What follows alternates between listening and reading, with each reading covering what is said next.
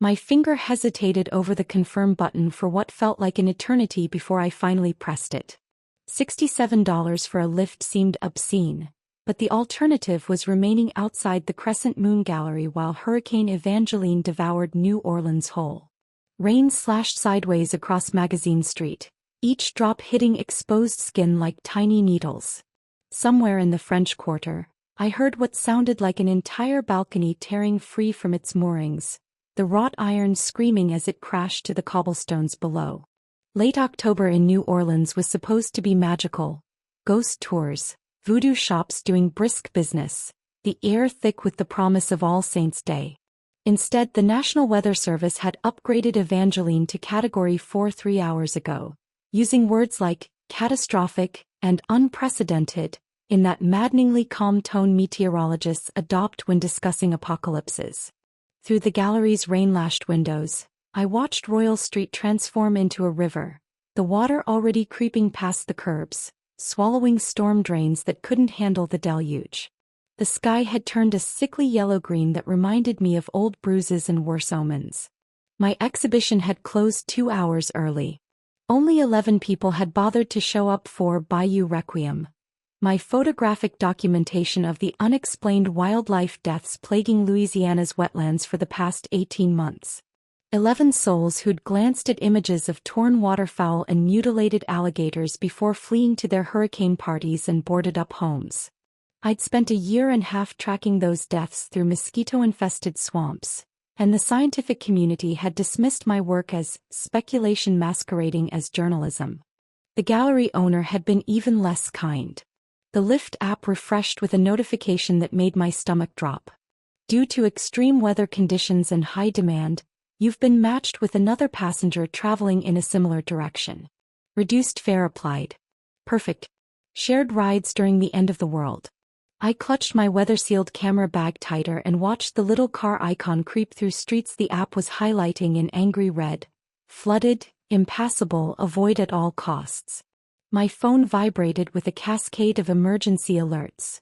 Power outages spreading across the Garden District, the levees on the verge of overflow, a mandatory evacuation order I was currently violating. Wind rattled the gallery's century-old windows hard enough that I heard the glass flex in its frames. A silver Lexus sedan materialized through the sheets of rain, its headlights cutting weak yellow paths through the storm. It pulled to the curb and I could see the driver through the water streaming down the windows. A woman in her 60s with salt and pepper hair pulled into a neat bun, her face drawn with the particular exhaustion of someone who'd been driving through hell for too long. I threw open the gallery door and immediately regretted it. The wind tried to rip it from my hands and rain soaked through my jacket before I'd taken 2 steps. I splashed through ankle-deep water that was somehow warm, threw myself into the back seat, and slammed the door against the hurricane's fury. "Ulyana?" the driver asked, not looking up from her GPS, which was frantically recalculating routes as streets disappeared beneath flood waters. "Yes. Thank you for still being out here." Water streamed from my dark hair, pooling on leather seats that probably cost more than my monthly rent. She pulled away from the curb before I'd even fastened my seatbelt, the car hydroplaning slightly before the tires found purchase. "Emergency shared ride. Y'all both headed toward the quarter. Figure we stick together or we don't make it at all." I pressed myself into the corner, trying not to drip on everything, and stared through the rain-distorted window as New Orleans dissolved into something from a nightmare. Businesses had boarded their windows with plywood spray painted with defiant messages. "Evangeline can kiss my ass and not our first rodeo." An ancient live oak, its branches heavy with Spanish moss, bent nearly horizontal under the wind's assault. A wrought iron bench tumbled past us down the street like a piece of murderous tumbleweed. We turned onto St. Charles Avenue and the driver slowed near the entrance to Commander's Palace, the legendary restaurant that usually required reservations months in advance and charged prices that made my photographer's salary weep. That's when I saw him. A figure emerged from the restaurant's columned portico, moving through the hurricane with an ease that defied physics. He was tall, dressed in a black suit with ornate silver embroidery that caught the headlights, completely impractical for a storm, utterly devastating in its elegance. Even through the rain and distance I could see he was impossibly pale, his features sharp enough to cut. He moved with a predator's grace, unhurried despite the chaos around him. He slid into the seat beside me and the temperature in the car dropped 10 degrees. The scent hit me first. Old roses and something copper-sharp underneath, like pennies left in rain. He brought impossible cold with him, as if he'd stepped out of a winter that existed nowhere near Louisiana in October. When our eyes met, I felt my breath catch. His irises were silver, actual metallic silver, reflecting the dashboard lights like animal eyes caught in headlights. "Apologies for the delay," he said, his voice low and smooth with an accent I couldn't place. Something European buried under centuries of American South. The storm made leaving somewhat complicated. The driver glanced in the rearview mirror, and I watched her expression go carefully blank. Like she'd seen something she didn't want to acknowledge. "Y'all both going to the French Quarter, right? Gonna be slow going with the flooding." She pulled back into traffic, the Lexus pushing through water that was rising faster than seemed natural. I pressed against my door, hyper-aware of the stranger beside me. His suit was completely dry despite the hurricane outside. Not a single drop of water marred that expensive fabric with its silver thread that seemed to writhe in patterns I couldn't quite focus on. "You're a photographer," he observed, nodding toward my camera bag. Not a question. His gaze lingered on my equipment with unnerving intensity. "Wildlife photography mostly." My voice came out steadier than I felt. "You have good eyes." That silver gaze met mine again and something in his expression shifted. Amusement maybe, or hunger. "You have no idea." The driver turned down Rampart Street and that's when I saw them. At first my brain tried to rationalize what my eyes were showing me. Dogs fighting in the flooded intersection ahead, maybe, or looters caught in some dispute. But dogs weren't that large. Dogs didn't move with that kind of coordinated violence. The creatures were massive, wolf-shaped but wrong, their bodies too muscular, their movements too intelligent. They surrounded three figures who moved with inhuman grace, pale and beautiful and clearly fighting for their lives. "No, no, no," the driver was chanting, throwing the car into reverse. Too late. One of the wolf creatures crashed into the Lexus's hood with enough force to crumple metal like tissue paper. The car spun sideways, slammed into a lamppost. My head cracked against the window. Through the spider-webbed glass, I watched the battle unfold with the detached clarity of shock. The stranger, Aurelian, I'd learn later, moved so fast he seemed to teleport. One moment beside me, the next outside, his hand punching through the wolf creature's chest with a wet, terrible sound. The thing howled and dissolved into shadows and ash.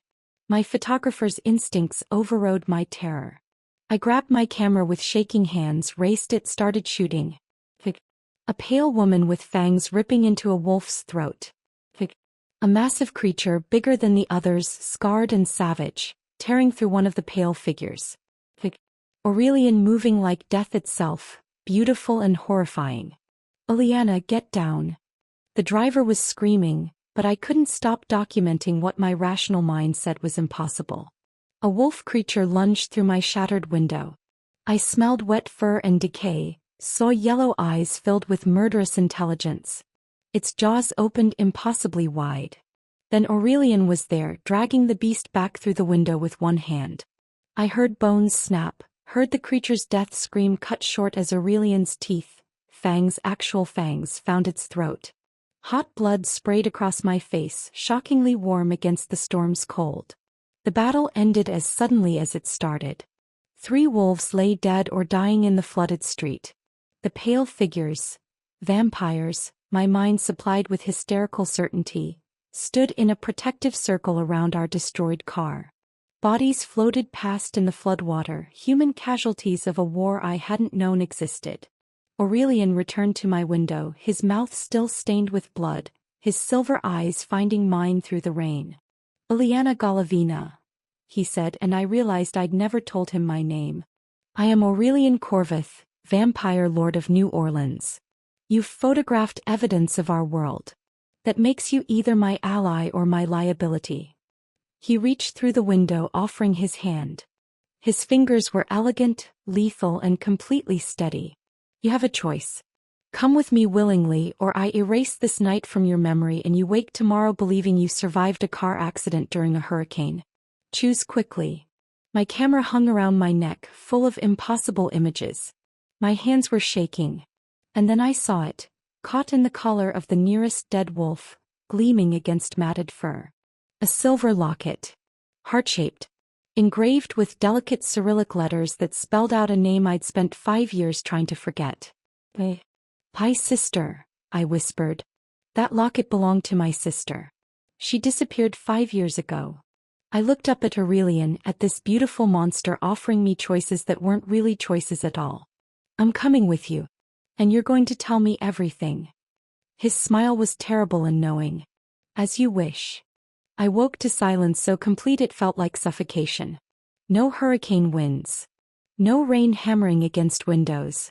Just absolute tomb-like quiet broken only by my own breathing.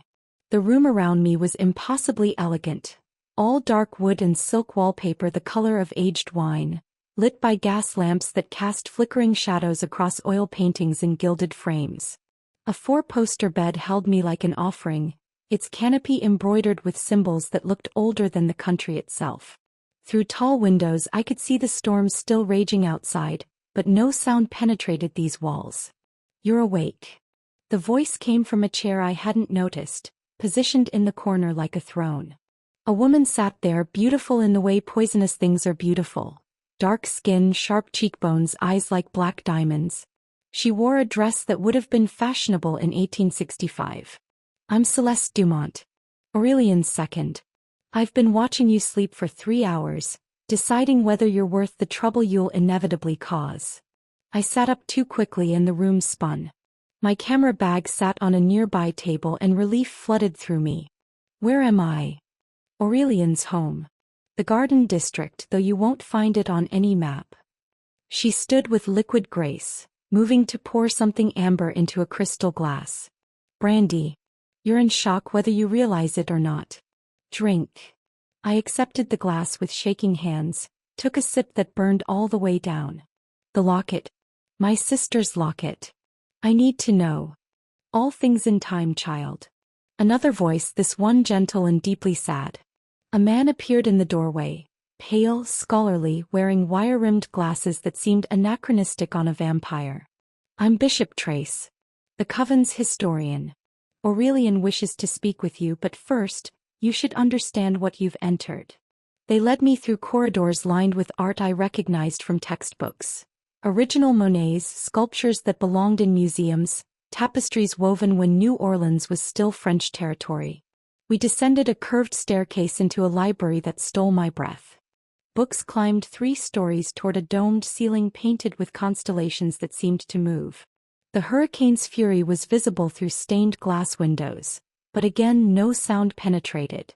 Aurelian stood before a massive fireplace, flames casting his pale face in amber light.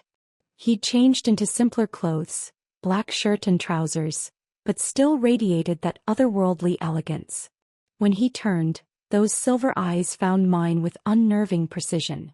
Welcome to my home, Ulyana. He gestured to the shelves surrounding us. 300 years of New Orleans history. The real history. Vampire covens maintained order in this city since 1718. We were the shadows behind Mardi Gras, the whispers in voodoo rites, the reason certain streets stay safe while others don't. His expression darkened. Until Fenris Hale brought his pack here 5 years ago. The werewolves, I said, my photographer's mind cataloging details even as my worldview shattered. And my sister.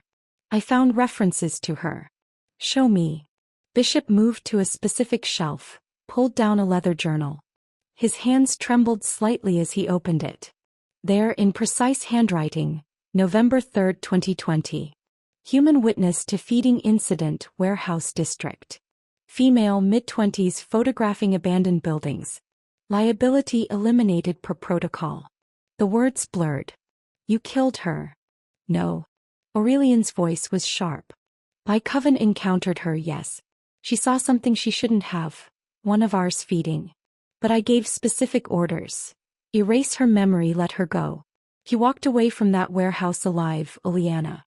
I swear it on my immortal soul. Then where is she? My voice broke. Why was her locket on that werewolf? Before he could answer, a woman entered, human, alive, her pulse visible in her throat. She moved to Aurelian without hesitation, tilted her head to expose her neck. I watched, unable to look away as his fangs extended with a soft click. The feeding was nothing like the violence I'd witnessed earlier. This was almost tender, intimate in a way that made my face flush. The woman's eyes fluttered closed in something disturbingly close to ecstasy. When he finished, he healed the wounds with a touch and she departed with a dreamy smile. That, Celeste said dryly, is how it's supposed to work. Consent. Compensation. Control. What you saw in the streets was war. Aurelian crossed to a map spread across an ancient desk, marked with symbols and dates. Fenris wants this. He pointed to where multiple lines converged beneath the French Quarter. A ley line nexus. Concentrated supernatural power that's been here since before humans built their first settlement. 3 days from now, during the blood moon, that power will be accessible. Fenris claims he can transform humans into werewolves en masse. An army that will tear this city apart. And my sister? I demanded. I believe Fenris took her. His silver eyes held genuine regret. Turned her into leverage against me. The locket proves his pack has had her. Whether she's alive, whether she's still human. He shook his head. I don't know. But I will help you find out. The library felt suddenly smaller, the walls pressing in. Why? Why would you help me? He moved closer and I smelled old roses and something indefinable, age perhaps or power. Because in 847 years of existence I've never feared anything. Not death, not the sun, not the passage of time. His hand reached up, stopped just short of touching my face. Until tonight. Until I realized I might lose you before I understand why you matter to me. Outside, lightning split the sky. Inside, I stood in a vampire's library, my sister's fate uncertain, the world I'd known reduced to ash. And despite everything, the horror, the impossibility, the danger, I couldn't deny the pull I felt toward this beautiful monster offering me terrible truths. 3 days, I whispered. Then we find Fenris. We find Natasha. And we end this. Aurelian's smile was fierce and approving. As you wish. The storm had passed by the time I convinced Aurelian to let me return to my apartment. Convinced was generous. I'd simply walked out the mansion's front door at dawn, when he couldn't follow, and called the only person I trusted in this nightmare city. Simone Baptiste met me 3 blocks from my building in the Marigny, her vintage pickup truck idling at the curb. My best friend since college, gallery manager, the person who'd held me through countless nights after Natasha disappeared. She pulled me into a fierce hug the moment I climbed in. Jesus, Yuli, I've been calling you for 2 days. The hurricane, the flooding, I thought. She pulled back, studying my face with those warm brown eyes that had always seen too much. What happened to you? Everything spilled out during the drive. The lift, the battle, the vampires and werewolves and impossible truths. Natasha's locket. Aurelian's mansion and his silver eyes and the way the world had revealed itself as something far stranger and darker than I'd ever imagined. Simone listened without interrupting, her knuckles white on the steering wheel. I need my photo archive, I finished. 5 years of documentation. If Natasha witnessed something supernatural, if there's any evidence in my work. I know, Simone said quietly. I know it sounds insane, but I swear. No, Yuli. She pulled the truck to a stop outside my building. I know. I've always known. Her eyes met mine and I watched them shift, the warm brown bleeding into amber, pupils elongating. Bez, I'm one of them. Fenris turned me 3 years ago. I've been watching you this whole time. The betrayal hit like physical violence. No. Simone, no. He has my family. The words came out anguished. My mother, my brother, my nephew who's 8 years old. He said if I didn't keep tabs on you, if I didn't deliver you when the time came. Her voice broke. I'm so sorry. I never wanted this. I tried to keep you away from all of it, but then you started documenting those wildlife deaths, getting too close to the truth. I reached for the door handle, but it was too late. Shapes emerged from the shadows around my building. Massive wolves, their eyes gleaming in the pre-dawn light. They surrounded the truck with practiced coordination. Then he appeared. Fenris Hale was a monster wearing human skin. Easily 7 feet tall, muscles straining against a leather jacket decorated with scars that looked like tally marks. His face was a roadmap of violence. A jagged scar bisecting his left eye, another tearing through his lips. But it was his eyes that terrified me most. Pale blue, ancient, filled with a savage intelligence that made Aurelian's predatory grace look civilized. Ulyana Golovina.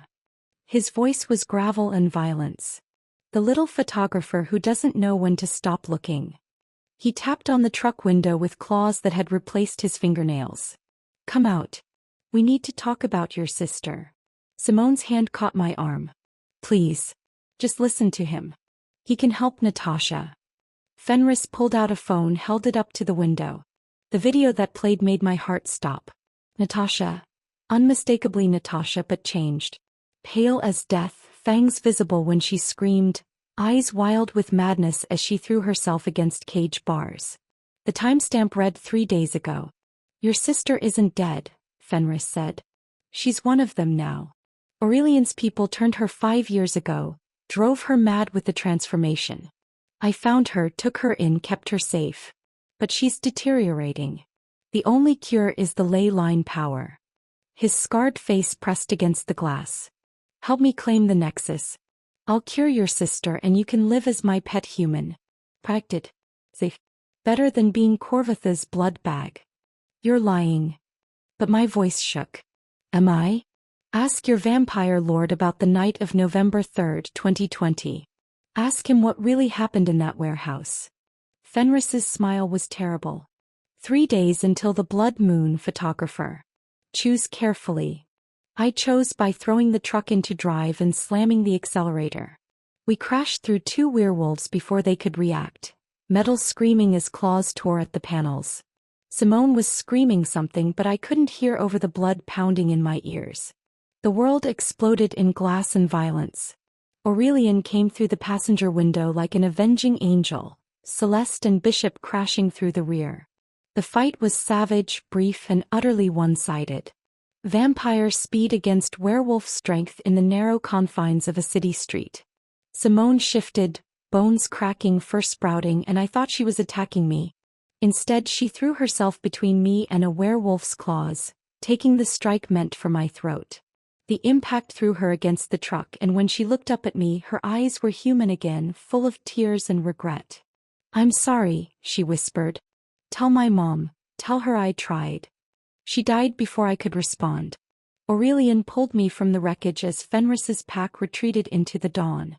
Back at the mansion, I confronted him with Fenris's words, with the video, with 5 years of grief and fury. Tell me the truth. All of it. Or I walk out that door and never come back. His silver eyes held mine for a long moment. Then he nodded to Celeste, who pulled up security footage on a tablet. The warehouse. Natasha with her camera. A young vampire feeding messily, losing control. Natasha screaming. And then Aurelian appearing, pulling the vampire away, speaking gently to my sister as he erased her memory. The footage continued, showing Natasha walking away alive. Then 3 blocks later, Fenris appearing from the shadows, dragging her into an alley. He turned her, Celeste said flatly. Kept her captive. Drove her mad deliberately to frame Aurelian and destabilize our rule.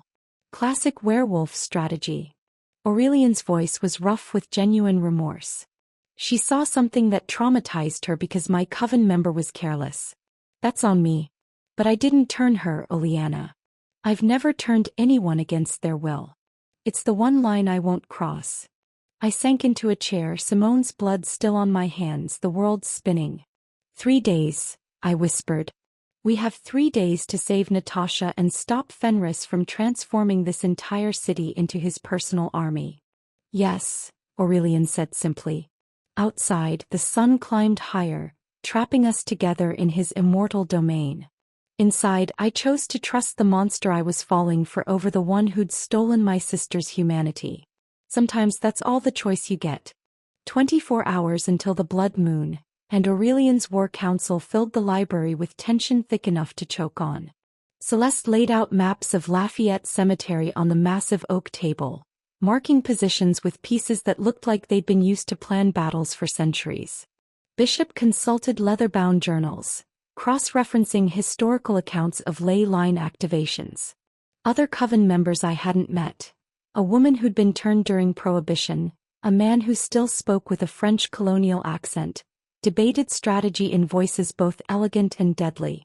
I sat in the corner with my laptop and external drives, scrolling through 5 years of Bayou photography.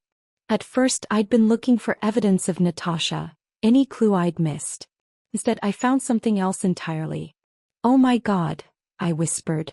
Every photograph I'd taken of the unexplained wildlife deaths, the torn birds, the mutilated alligators, the areas of swampland where nothing would grow, they all fell along precise lines that converged beneath the French Quarter. I'd been documenting the ley line nexus for 18 months without realizing it. Every timestamp, every GPS coordinate, every detailed notation in my obsessive archive. I have everything you need. I stood, spreading my prints across their ancient maps. Look, the ritual will draw power from these convergence points. But if you disrupt them in sequence, here, then here, then here, the energy flow breaks. The nexus becomes inaccessible. The room fell silent. Celeste studied my work with new respect, tracing the pattern with one elegant finger. This could work. This could actually stop him. "Then we move tonight," Aurelian said. "Hit the convergence points before Fenris can establish his ritual circle. Bishop, you take the northern site. Celeste, the eastern. I'll handle—" "No," I interrupted. "You need me there. I'm the only one who can identify the exact disruption points. The photographs show patterns you can't see without." "Absolutely not." His voice carried the weight of 8 centuries of command. "You'll die, Ulyana. Fenris will tear you apart the moment he sees you. I won't allow it." The casual assumption of control ignited something in me. I crossed to him, aware of every eye in the room watching. "You don't control me, Aurelian. I'm not your subject or your prey. If you want me in your immortal life, you accept me as an equal. Or you let me walk away right now." His silver eyes blazed. For a moment I thought he'd argue. Instead, he dismissed the coven with a gesture. They filed out silently, Celeste shooting me an approving smirk as she left. When we were alone, Aurelian moved with that impossible speed, stopping inches from me. "You don't understand what you're asking.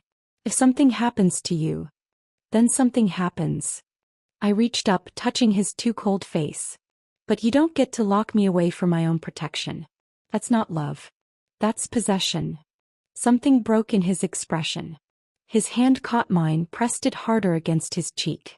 "I've existed 847 years without fearing death. You've made me terrified of it. Of losing you.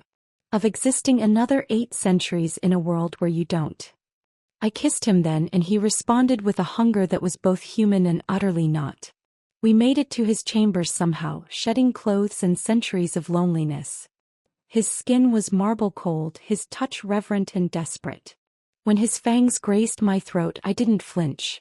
"I could give you eternity," he whispered against my pulse. "Turn you. Keep you forever." "No." I pulled back to meet his eyes. "I won't abandon my humanity. Not even for you. I need to stay human, Aurelian. To remember what we're fighting for. To be the bridge between your world and mine." The hurt in his expression nearly broke me. But he nodded, accepted it, loved me anyway with a tenderness that contradicted everything I knew about monsters. I waited until dawn, until he fell into the day sleep that claimed all vampires. Bishop found me in the library, already dressed, camera bag packed. "You're going to do something foolish," he observed quietly. "I'm trading myself for Natasha. It's the only way to draw Fenris out, to get him to the cemetery before he's ready." I pressed an envelope into his hand. "Give this to Aurelian when he wakes. Tell him I love him. That's why I'm doing this." Bishop's ancient eyes held understanding and sorrow. "He'll never forgive either of us." "I know." I headed for the door, toward the sun-bright streets where vampires couldn't follow. "But Natasha gets to live. That's worth it. Lafayette Cemetery waited in the late afternoon heat, tourists still wandering between the above-ground tombs that made New Orleans cemeteries famous. I found Marie Laveau's tomb, the Voodoo Queen's final resting place, covered in X marks from visitors seeking her blessing. The convergence point. Fenris emerged from behind a marble mausoleum like he'd been expecting me. In the golden light he looked almost human if you ignored the wrongness in his movements, the two sharp teeth when he smiled. "Smart girl," he said. "Coming alone. I respect that." He gestured and two wolves dragged Natasha forward. My sister, my beautiful brilliant sister, was a feral thing now. Pale and thin, her fangs permanently extended, her eyes vacant except for brief flashes of the person she'd been. She didn't recognize me. 5 years I've kept her, Fenris said, running a possessive hand through Natasha's matted hair. Aurelian's guilt over her made him weak, cautious. But you, Ulyana. He stepped closer, scenting the air. You made him human. You made him care about something more than power and territory. That's why he'll die tonight trying to save you. The blood moon began to rise, staining the sky crimson. Around us, the ley lines started to pulse with visible energy, ancient power responding to celestial alignment. You should have accepted my offer, Fenris continued. Should have chosen the winning side. I raced my camera, framed the shot.